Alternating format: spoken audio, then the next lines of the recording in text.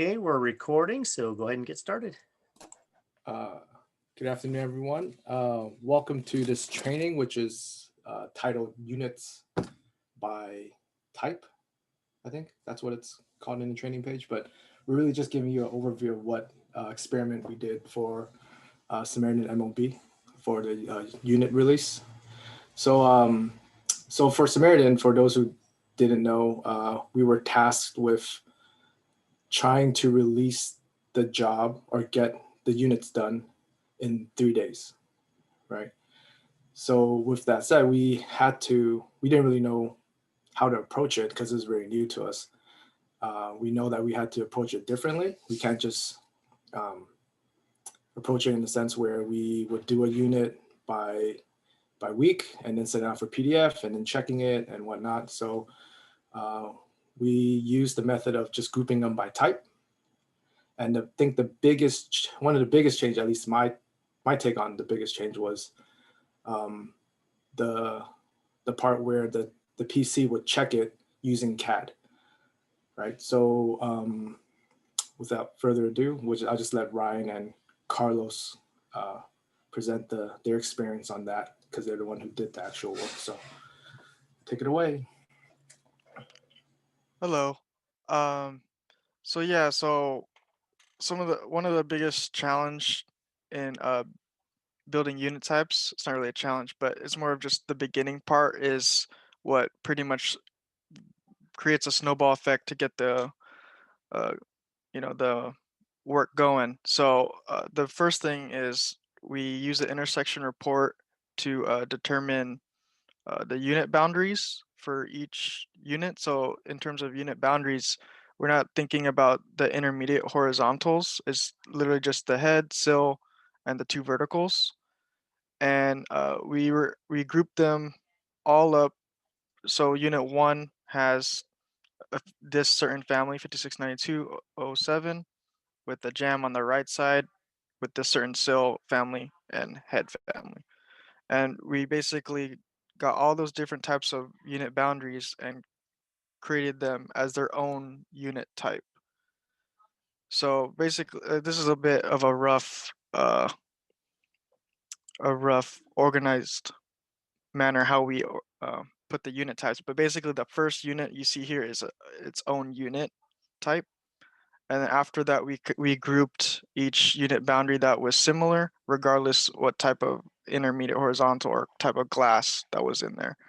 And as you can see, there's you know you can get a good chunk from just building the first unit type correct.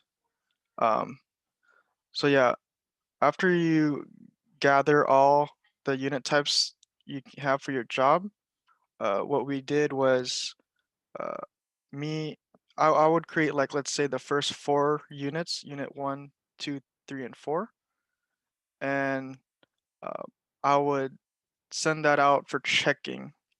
And um, that process was a bit different. Mainly, it's just minus the printing into PDF. So what I would do is just literally you would just draw all the fabs into the typical checking folder. Let me go over here.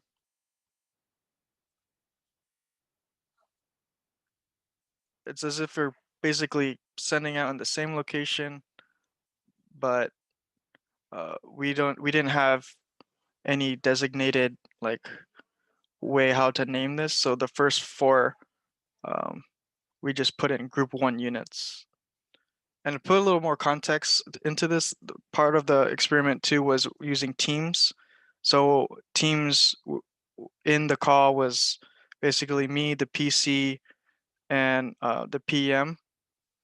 And so basically, when I was done printing, I'd be like, "Hey, Carlos, uh, the first four unit types are ready for checking."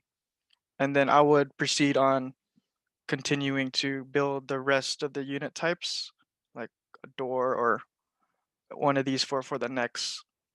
And I'll let Carlos show a bit of his part after I send it out for checking, because it's a bit different than what you might see usually.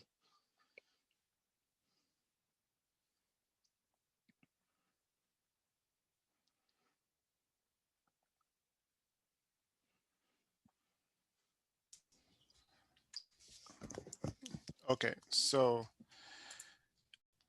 once I have the units, or Ryan let me know that I have a few units for checking. Like for this training, I'm just gonna choose a first group, which is unit 1 and 2. And I will have all the CAD files here. Uh, Next thing I will do is just, I split my screen in two so I can have the unit UID, the UAD on one side and the fabs on the other. And basically it's just the same as checking, the normal way. Um, I will check the glass. I will have my glass key sheet. For example, this is unit 1. I will locate my unit and just make sure we have the right glass uh, in this unit. Next, I will just look at the nodes, check daylights, all the dimensions, that make sure they're right. The only new step for me was just to open the BIM of the unit and kind of look at the unit, look at the notches, look at something that will stand out. That's, you can tell, oh, that's not right. And I will go and look at the unit, look at the attachments, pretty much the whole unit, just make sure it looks good on BIM. After I'm done, I will go and start looking at specific fabs. For example, I can start from the jam. I will locate my jam. Um, it's just by part numbers. So I will, again, it's just a typical process. Just look at the cut size, make sure we have the right part, make sure all the nodes are there, make sure the layouts are okay. Um, Make sure that you have the right notch. In this case, it's a deadbolt notch. And just go pretty much part by part and just look at the seal, it's not a PDF, so I can't highlight anything. So if I find something, I will just, tell Ryan, hey Ryan, let's look up at this, let's talk about this. And we've been fixing it at the moment. And same with this unit. This is a little more complicated unit because we have the adapters. So what I would do, again, this is pretty much the only new thing, is just look at the BIM, make sure all parts are indexed correctly, make sure everything looks fine. Um,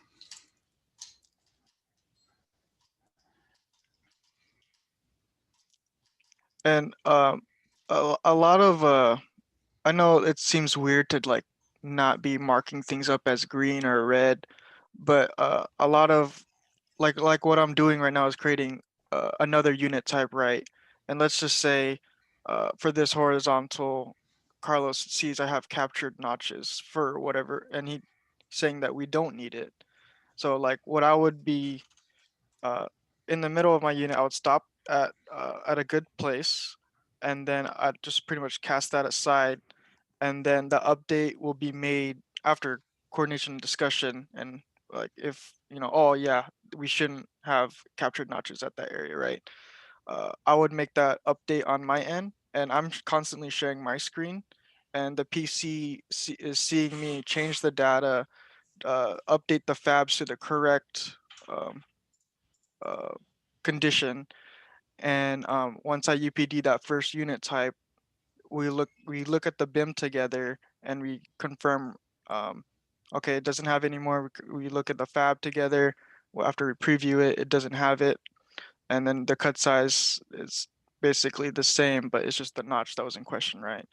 So then that first unit type is pretty much locked. Let's say if that was the only discrepancy, and then from then on, um, I would go back to building my unit type, the previous one, and Carlos would just continue on finishing that folder of the certain unit types. So there's like 3 left. Um, I don't know, Carlos, did you want to discuss more on that? uh, no, the only thing I would like to say about this process is, especially working in in Teams, Microsoft Teams, is that, for example, on this unit, we found that these angles were abstracting or with the movement of the unit, and having the drafter, having the PM on the same session, it was a lot faster to get answers. We decided to remove the angles. We decided the drafter will update the drawings, and it's just in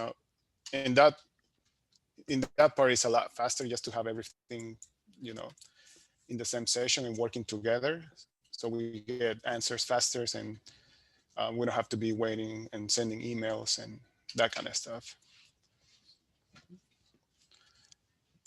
Do you think I could start sharing my screen? Mhm. I'm gonna kind of go over a little bit more of the coordination on our end.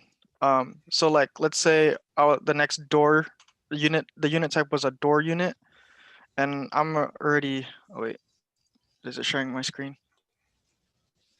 Yes. Oh, okay. So let's say like I'm focused on this door vertical, and I'm trying to. So I can already see on this vertical that the wall that's on that glass pocket right here isn't notched correctly. Right now, that's something I would like flag and be like, okay, this is coming straight from the server. So then in our team session, Eric or Pedro are in there as well, and they're doing their own thing. But I can like, hey, can we look at this real quick? And then we all can see, even the PC sees, okay, that's wrong. We need to update the server. We don't have to update it right now, but it's jotted down and noted. It's not like forgotten somewhere, or maybe I forget to tell them down like after I fix it on my end. Um, while I'm focused on this vertical, maybe like Carlos would also at times be like, hey, don't forget like to index this the adapter correctly, like, and also notch this pocket filler to clear the silt track. And it's like this is like little things, like maybe like like like I know some operators might relate where I'll get so narrow-minded on just fixing one thing first, and then I kind of forget like the simple thing of like, oh, the adapter needs to be indexed more higher. Then it's something, it's not too complex, right? But because like you just see like, oh, straight cut, that's fine when you preview the fab ticket. But sometimes, when you just in that tunnel vision, you don't realize what you just have an extra set of eyes watching basically, and it was very helpful, especially with these more complex units, such as like sometimes we had a jam condition where there was an angle attached here, and the data it looks like it was clearing, but we didn't see, and you don't see the silt track in them, but the PC was able to be like, hey, I'm seeing something on my end, like don't forget to raise this angle a little bit higher.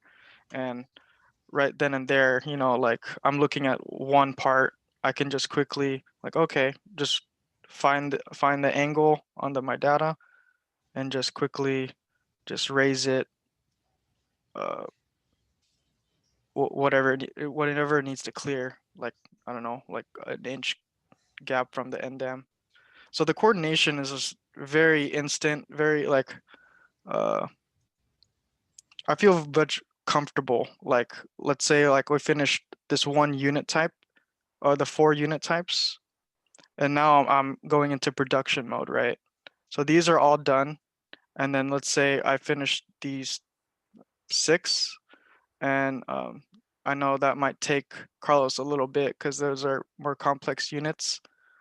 Now, since I'm finished with the first unit, all I'm gonna do is refer to, let's say, this is my first unit, and based on his uh, markups, or not markups, based on his comments, I'll basically open the next unit and then refer to that. So like now all I gotta do is like a lot of the work on my end is fixing the mark numbers and the UAD.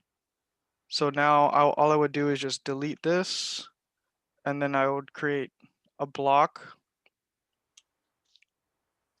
that would fit along this unit type. So I did the first unit right, and this looks all nice and neat already for me. I just have to ensure that the detail bubbles match with this respective unit, but for the most part, they should. And a lot of the time here is, spent cleaning this up. And if I just move on to the next unit, after I update and fix these mark numbers, it's much more smoother process, and it creates that consistency all across the same unit type. So like what I was thinking that why it created so much consistency is in terms of weekly, you work on typical units, then doors and transitions, right, for week 1, and then when you go to week 2, you do typical units again, then doors and transitions. But then on week 2, you find something on the door. You're like, oh man, did we do that? Did we apply this to that condition on week 1? And if we didn't, then that's, it might cause for a re-release or just further correction, right? But here I finished one door unit or one unit type, and I'm applying the same workflow through each unit type until I'm complete with not that one, until I'm complete with here, like all the types of units that apply to that same unit boundary. A lot of the some of the, I guess, setback, I guess you would say, is where you would send out for checking. It's not as organized as it may seem, because if you look here, it's just like a bunch of group whatever units, right? But there's like, you don't know what's in there. But the thing is, you don't know what's in there afterwards, right? I can't, to be honest, I can't recall what these unit types were, right? But during the session, uh, it's all live and pretty much live checking. So I'm like, hey, Carlos, I have the first 2 unit types ready for you. And then, oh, I have the next 2 ready for you. And then the reason why you see like things like this is because I finished like the doors in a previous unit type, and I just created the rest of the doors that I wanted to distinguish specifically that unit type to make sure that he was looking carefully at that specific unit type after I finished the first door. But yeah, that's a kind of a it's disorganized, but the thing is, like, the updates are all done right then and there on the spot. So at the end of it, for me at least, I felt a lot more comfortable after I finished like one unit type. And especially like the doors, because like basically if you didn't apply a certain logic on the first one, then you're not going to apply it on the rest of it. So in that first unit type, when Carlos like, hey, did we include the sill track or the male leg notch, because this is a door jam with at a curb? Do we include that notch on the first unit type? Like, oh no, I didn't. So I can just like talk freely, right? I don't have to like call or anything. And then I'll apply it to the first, like I'll apply it to the first one, right? And then he'll literally watch me open each door unit, and then we'll apply it to the next and the next until I finished all of those unit types again. And then I'll send, like, if there's 4 other door unit types I haven't sent, then I'll send those out. So it's a much more cleaner product when he sees the the rest of the units for the one that he's checking. Am I going too fast? Or am I any questions so far? I feel like I'm just going. Yeah, you're good. Do you have a question as you're going through the process and you've done, say, an updated version? How do you distinguish between one that still needs a checking process compared to the completed version, so that you know where you're at in your status? Oh, yeah, so I usually well the takeoff property is kind of messed up now because it's seeing this unit as locked, but I set the ones that are ready for checking for the unit types, like the ones that I finished already. So unit 1 through 4 will be ready for checking, and then I'll set the in progress for the let's say if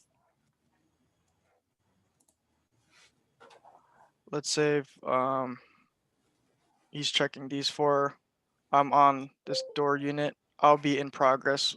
I'll set this one in progress, and then once he's done with this unit type, we can update it then and there, and then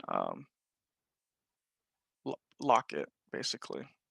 So you're using the existing tools in the takeoff program to set the status. And once it's at that finished level, you know that that's been done, checked, updated, and it's ready. Yeah, and a lot of it comes back to like the initial start of how you plan the unit types, because you want to make sure you know you don't miss. I mean, it just helps you down the road, right? If you collect all the similar boundaries all together already.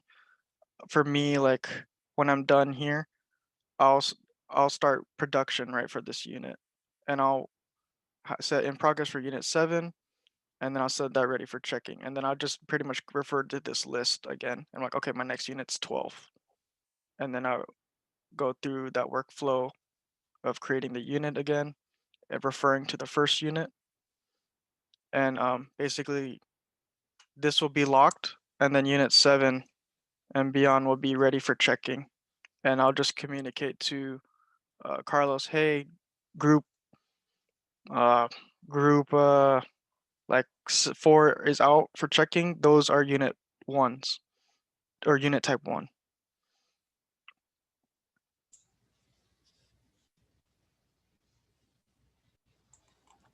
An additional question: as you were getting started in the process, these units had already been through the setup team process, where we had gone through, done the prototype units, created the matrix, built out the units, and validated the intersections and the templates on the fabs themselves.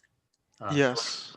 Okay. Yeah, a lot of the work has been already set up, and it helped a lot when it came to Samaritan, because what I would do is for these, like unit 69, um, this had a steel reinforcement and a lot of unique tags that Pedro helped set up, and Pedro was in the call to help me like verify like if I'm using the tags correctly. So in a sense, like these are very unique to, these aren't typically exported through Revit. So I would basically copy these tags, and since I'm already building through unit types, I know it's a vert to corner.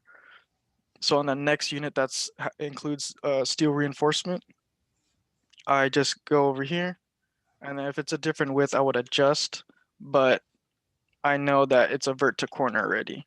So then I would just copy, paste in there, and then when I UPD, it'll bring in all the basically it'll bring in everything laid out already for me.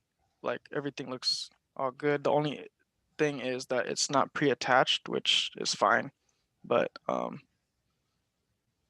yeah, a lot of the work has been already set up and I have a lot of ease of access of references to refer to.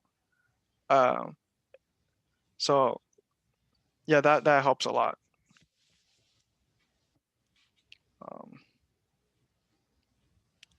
Some things that I do is what we have to do rather is when we preview a fab ticket, we double check the logic of the AP pictures, and what we did do during this experiment was Pedro was helping me understand how the tags are set up during the week. So that took up, quite a bit of time to understand if what I'm looking at is, makes sense, or what has been worked out, what hasn't been worked out. Something that, we could definitely improve on is for the operator to understand the tags and how they work. We'd include that in our handoff meetings on the Friday or whatever the day before, we start production. But yeah, like seeing this, I'm okay. Well, you can see the datum point is on these legs. So a lot of the work has been laid out. Like you can see this datum point is off from this. So then that raises a question like, wait, does this match this certain steel reinforcement? And it's just, when we look into it, I don't spend a lot of time looking into it because Pedro can be like, oh no, me and let's say Carlos, we already discussed this, and it's mainly just the AP picture that's showing it incorrectly in place. Maybe at release, you're gonna have to move it to align with the notch just to not confuse the shop. So okay, so I know what to expect, during when I release these fabs. Like, okay, I need to look at these conditions and make sure I apply it here.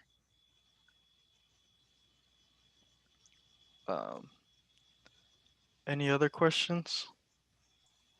Just kind of an observation as you're working in pair partnering, if you come across a situation like this where there's this manual thing that you have to do, I don't know the steps involved to be able to create this, but I would want to put this on a wish list of, I wish this would align when I put it in there. So those types of things might be good discussion items that pop up that could be little improvements that we could make on the way that the data comes in and shows up onto the pages that the shop sees as well. And that was definitely one of the biggest thing with the whole Gemba thing was that we have so many eyes on Ryan doing his process that there were so small little improvements that were suggested throughout. Like even just the way he worked was different, right? Just adding notes onto the page and how to work efficiently. So having a second pair of eyes and having that person question like, oh, why do you spend so much time doing that? Like, is there a better way of doing that? Like, definitely offers a lot more opportunity for improvement. Yeah, there was a specific command that I never knew, which greatly helped my workflow.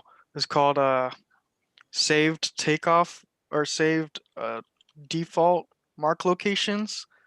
And Zach was in the call with me, and he's like, "Why are you spending all this time moving in like individual, mark numbers, to be more legible?"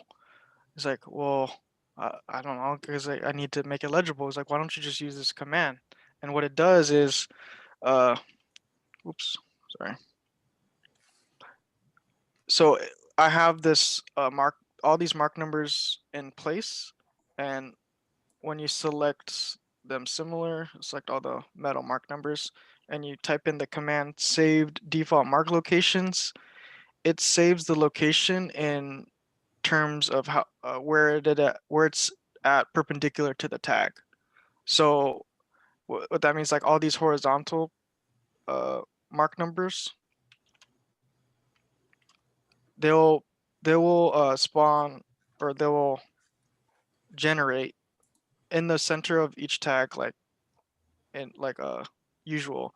But then all I would have to do is grab each of the horizontals I want to move, and then now all I got to do is move them in one direction instead of before I was moving it in like I have to move it one direction, then I have to move it a second direction.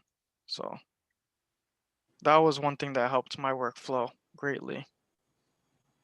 That was, we found that, 30% of the time practically was like me cleaning up the unit assembly drawing, trying to make sure everything was legible. And that helped because of the way we were building the units, because we were building the units by type. So while he was building all these units that were the same type, it mostly had the same similar mark numbers, similar lights. So he would save it, create all of them. Once he switched over to the new unit type, he would save that location for the mark numbers again and continue working on those. So every time there was just a new unit type, he would do that same thing, which saved him a lot of time. And further into that too, like the mark numbers are tied to that certain location. So when you get to the very unique units, I found towards the end, it kept resetting the mark number location. So it's not set to the prefix, it's more set to the specific mark number. So if I worked on the strip conditions, or when I worked on the strip conditions, those are very similar mark numbers throughout.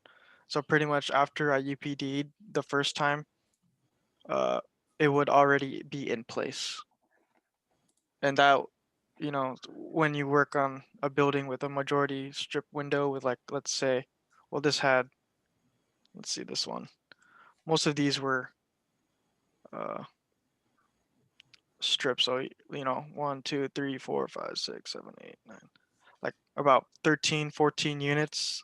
Like all I would do is UPD once, and then I have my notes already in place, specifically tied to certain conditions. It's just, this is just more of how my workflow, but it just made it so much faster. Like I literally spent the first day, I spent relatively 5 minutes per unit, so I was able to get pretty much 60 units done out of 96 in the first day.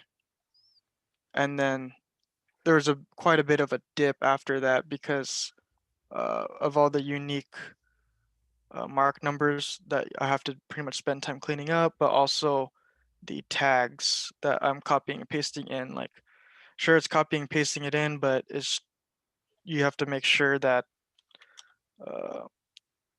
the steel reinforcement is applied the correct mark number for this location, because sometimes the width could be different for this, like vert to corner, but so that means it's a new steel.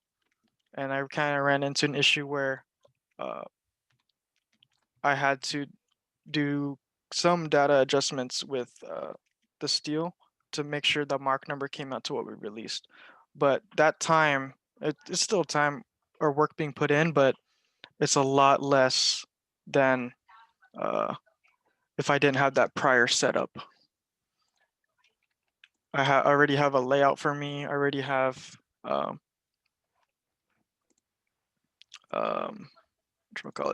AP picture set up for me for these certain intersections. It's just a matter of making sure the mark numbers are applied, or the mark numbers applied refer to what we released, and even if it makes sense on the unit. Another thing, sorry to keep going, but another thing that came up was the PM was in the call as well, and we noticed that there was these panel conditions that are basically returning around to the return wall.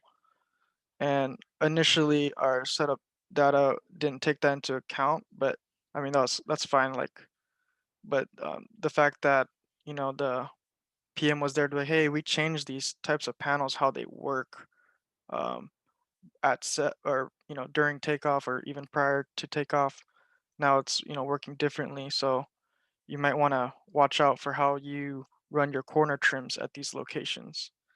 And you know, I at first when I'm working on this unit, let's say the PM isn't there. This happened to me plenty of times where, oh, cool, this looks good. This looks good to the details, and then you finish the same unit like you do it like 20 times or like let's say 5 times like throughout the each floor, and then later down the line or maybe after release, like, hey, there's this change here happening, but we didn't know it until down the line. But the PM is there in the call, and they have I'm constantly sharing my screen. They from time to time tune in, and they're able to like provide like, hey, you know about this, right? I'm like, oh, no.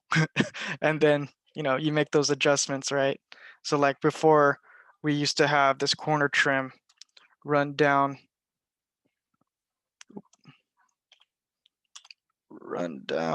all the way through here and pretty much at the top of the bracket, and then this was extended further to basically meet our hard splice with this corner trim.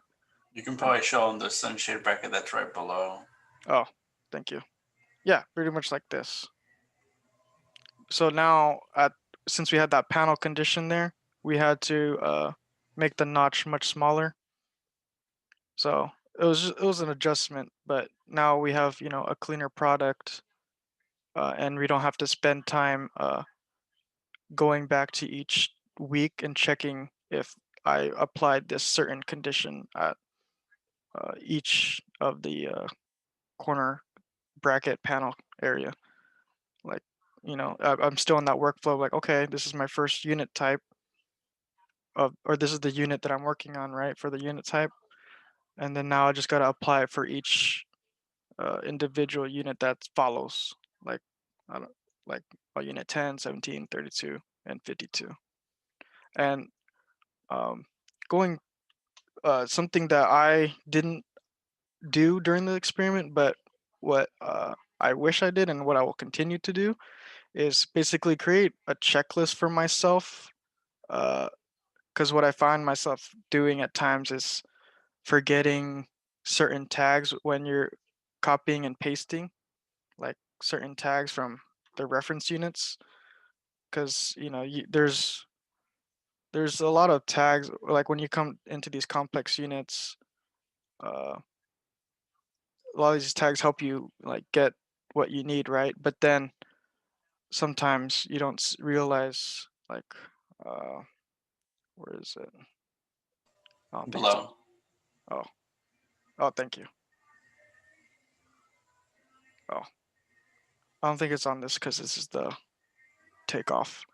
But basically, the point is like you're so focused on some of these, or I was so focused on these tags over here that I forget about certain conditions that the corner trim has to run a certain way, and to trigger that is like a very small tag on the reference units.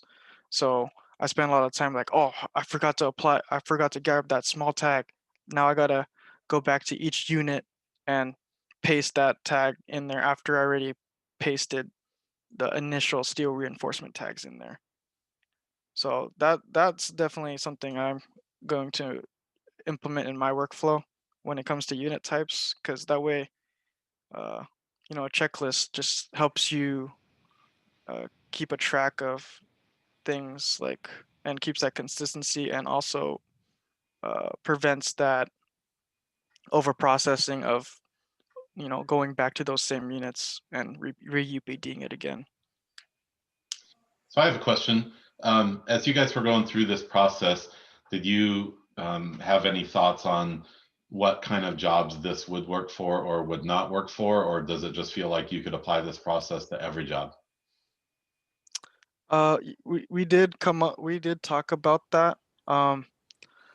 We definitely think this can work for relatively simple jobs, but I think a big emphasis is the initial starting phase of like planning.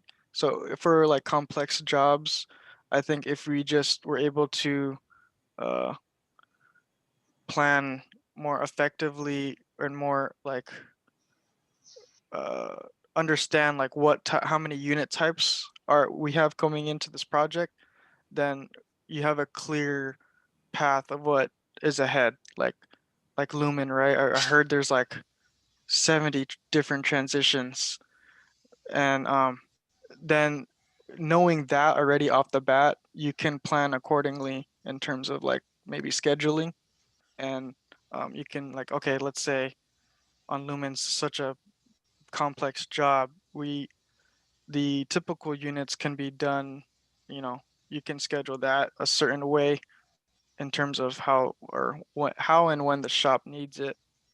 So like, with Samaritan it was a relatively simple job, so we're able to, knock these unit types right off the bat.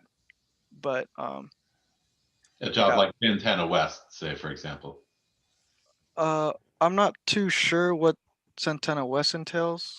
Um, I think there's definitely uh, parts of this experiment that could be implemented into all jobs, right? Like being all together in the teams, checking things on the fly, checking very easy. Like, we may not want to check every single unit on CAD, right? You may want to just check the simple ones, right? mhm. And then as for like maybe the doors or transitions or something, maybe you want to check that during the as a PDF still, right? Because there's still a lot of like kinks that you need to work out in terms of the the checking portion of it. But in terms of the coordination, that definitely can be implemented towards every single project. Now, whether or not everyone in that team that was involved in Samaritan is available to the PE is a different story, right? You have PMs juggling between different jobs, so having them there constantly to answer your question is probably not realistic. Same with the PCs, right? Because the PCs are juggling between jobs as well. But I think it's just that knowing the plan, developing a plan, having the urgency of like, okay, if someone has a question, try to answer it as quick as possible by phone calls or whatnot. And if you really have to do like emails, then that's one thing. But not just waiting around for answers is really the key to having Samaritan work, which I still think can work for all jobs, really, right? Mhm. So, so definitely like the whole process probably wouldn't work for a complex job. Probably wouldn't work for a lot of jobs, but bits and pieces of it is beneficial for all jobs. So we just need to pick out, you know, what uh, what are the key points there, right? Really, just developing a plan.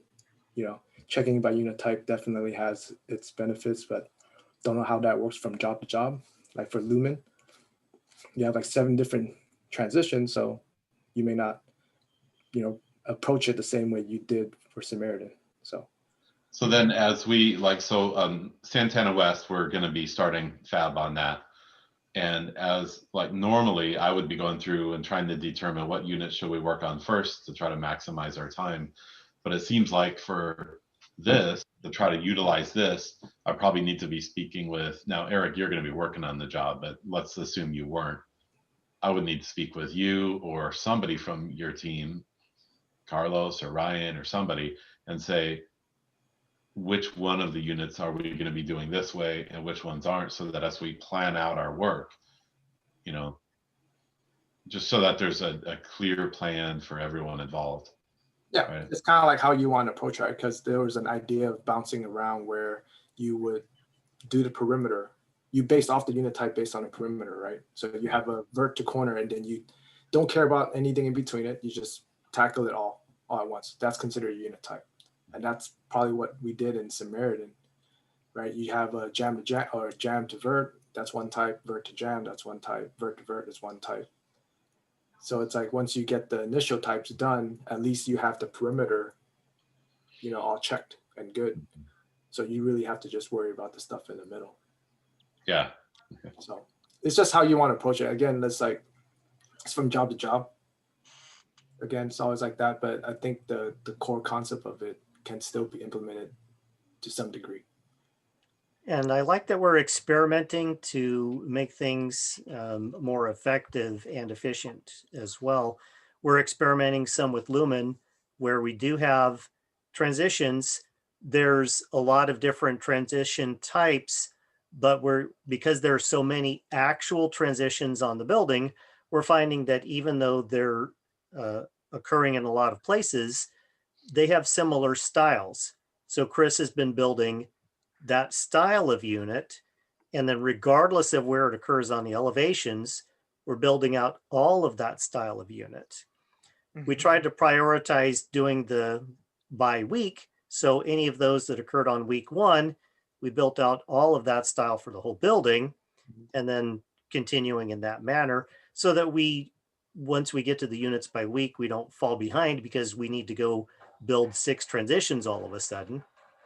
And then Christian's been working on the units by mullion set, which is similar to units by style because the mullion sets are basically the components of the unit and they're listed pretty much in the order where the units that are similar are kind of grouped together, even though it might be the next mullion set.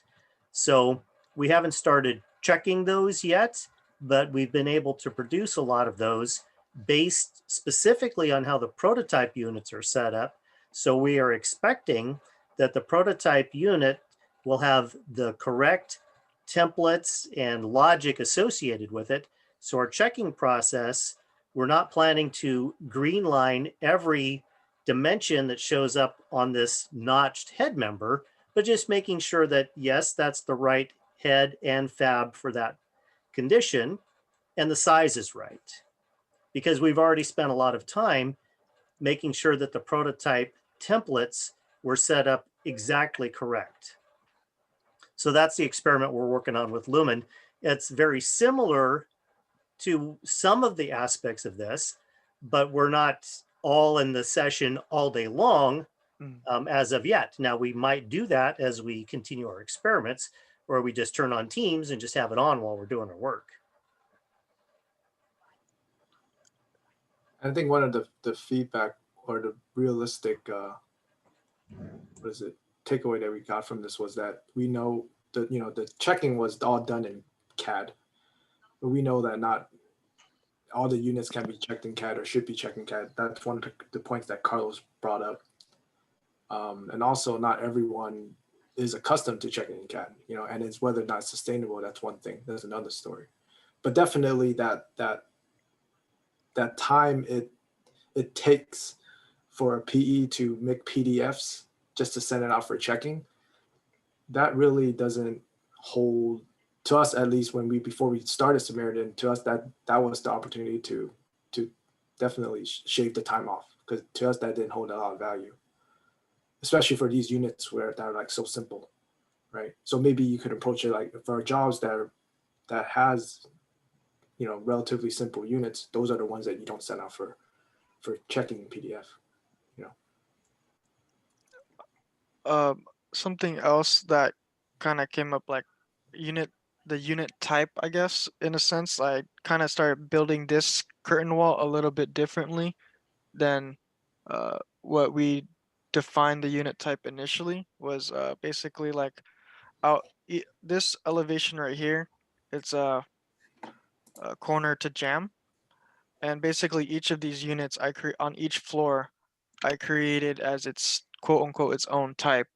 So basically 1, 2, 3, 4, 5 units I printed out, or I drew put in a folder for Carlos, and then as soon as I was done printing these out, I would start building across here. So like, let's say Carlos finished this unit and then he provided his feedback here. I would apply that same, in a sense. I know what saved a lot of time was because the conditions horizontally were the same in terms of I got to worry about a bracket here, and reinforcement here. So what saved also a lot of time too, since these units had a lot of intersections. All I would do is basically the UAD was already had my heights already adjusted in terms of like the horizontals, because you know doing the like spending time like adjusting it for each one or was gonna take, it takes quite a bit of time. So all I would do is like as I'm tracking across, it's the same thing, just copy and paste, or yeah, paste the UAD in here and then adjust accordingly. Like let's say this unit didn't have a tube, I would just take out the tube notes and then like, okay, I don't need that, but everything else, it creates the consistency of the detail bubble placement as well. Um, yeah, that was something that came across that was a little bit different, in terms of like trying to get more production on these curtain wall units.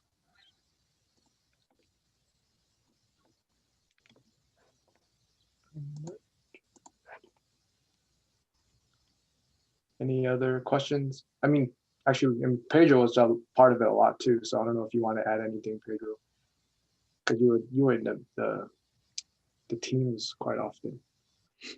No, everything was pretty much covered. I think just maybe one thing to highlight is one of the things Ryan said earlier. This was a 3-week job and we made it within 3 days. The benefit of that is that we did the unit types. So if there was something wrong with one of them, we would correct them all and fix them all. He was in that zone, in that mode of, hey, there's something. Hey, Carlos found something in the doors. Let me go fix all the doors. It's not like, hey, I'm in week 2. I found something on doors, but I released 2 doors on week 1. What do I do now? Now I have to go back and re-release, or what's the? But with all this, it's like we're all doing the doors at the same time. So I think that was a big plus in this experiment. Everything else was pretty much covered.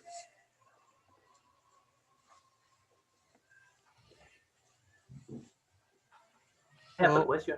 I'm sorry. I have a question for you guys. Regarding about checking on PD. You say very basically like we are not gonna be using PDF. I mean that's very impressive for me, for Carlos, having a lot of information and transferring to the operator. That's an amazing job. But can we mark something on the CAD files, like a revision clause? It's a question. We could, right? I mean, yeah, technically Yeah. you can. There's ways for you to mark stuff on CAD, so then they can refer back to.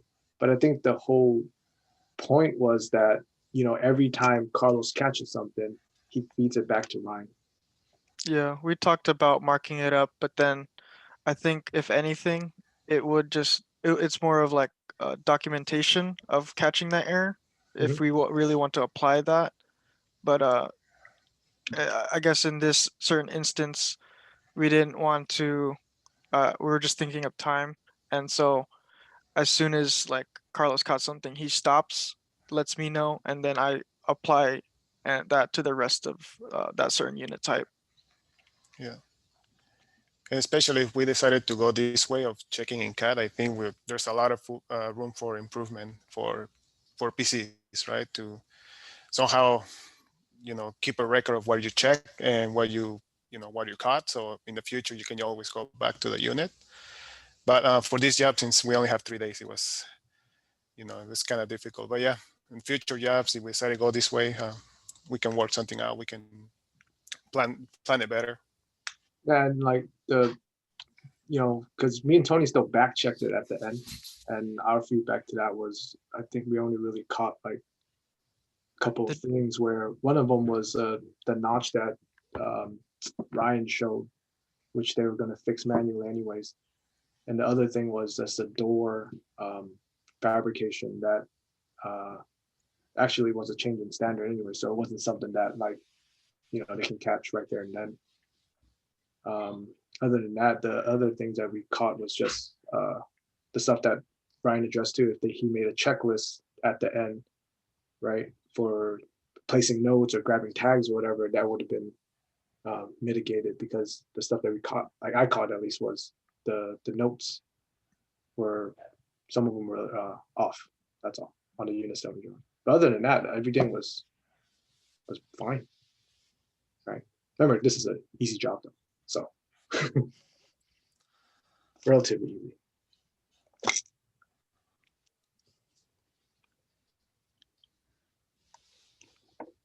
Any questions? Anything else? Concerns, comments? Nice job, bro. You did good work. Nice job, guys. Good job, Ryan, Carlos. Job. Thank you, Pedro, Thank you. for and also the setup team, because a lot of the work, was done up front. So it was more of like ensuring that's applied at the release. So that greatly helped a lot. Yep. We're here to make everything go smoothly. Yep. Thank you, guys. Nice thinking outside the box. Mhm. Anything is possible.